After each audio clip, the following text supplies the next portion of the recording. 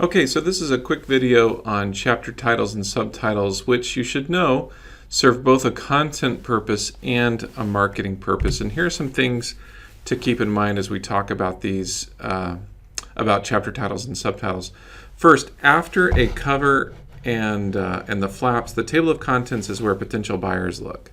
So a typical customer will pick up a book, look at the cover, the flaps, and then they will look at the table of contents. So it serves a marketing purpose because often that table of contents makes the difference between a decision to take that book to the register or leave it there on the shelf. So I like what's called the grab and tickle approach when it comes to chapter titles and subtitles. Grab them with an intriguing title, tickle them with a more descriptive subtitle. Keep in mind the distinction between poetic, clever, and metaphorical phrases versus merely descriptive phrases. And I'm going to show you some examples of that here in a second. But also, when you're writing your proposal, just know that nobody assumes the table of contents in the proposal will end up being identical to the table of contents in the book. And again, I'm going to show you an example of what I mean by that. On the left here is the table of contents that was in a book proposal. This was for a book by Amy. For a book by Amy Black. The book was called Beyond Left and Right, and it was about politics, and it was kind of a faith-based approach to politics. It was published a number of years ago. And this was what you see here on the left was the table of contents that was in her proposal, and what you see on the right is the final table of contents. So you can see the book went through quite an evolution. But what I want to point your attention to specifically is how we revised the titles and subtitles of the chapters. So if you look at chapter 2, her original title and subtitle was Black, White, or Shades of Gray, Competing Frameworks of Faith and Politics.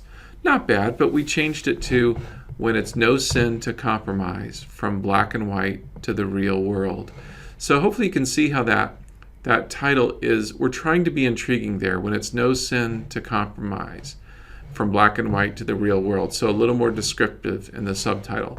Look at her chapter 3, which becomes chapter 5. The Faith Factor, Religion and American Federal Elections. Chapter 5, Are all Christians Republican? Christians and voting. So again, we're trying to be intriguing there with the title. Chapter 4, over here, the religion clauses of First Amendment primer. Chapter 8, understanding separation of church and state, what the Constitution really says. So again, we're trying to use a phrase that's more more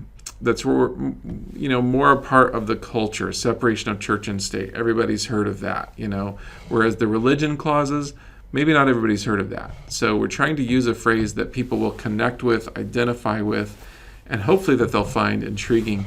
And then the subtitle is more descriptive. Look at chapter 6, Seeking Policy Solutions, Ends and Means, My Way or the Highway Toward Constructive Political Dialogue.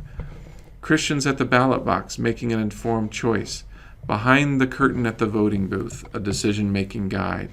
Kind of the same idea, we just amped it up a little bit with what we ended up with in chapter 12. Chapter 8, Conclusions, Celebrating the Diversity of the Body of Christ. Chapter 14, Can We All Get Along? Christian Politics in Word and Deed. So I know that anytime I give an example, the advantage of an example is that it gives you a concrete example or a concrete picture of what we're talking about, the concept that I'm trying to convey. The disadvantage of an example is that this is a book on politics, which may not have anything to do with the book you're working on. So hopefully you see some ways that this example is transferable to what you're doing. The main thing is to try to make your main title intriguing and then offer a more descriptive subtitle. And hopefully that serves you well. Thanks.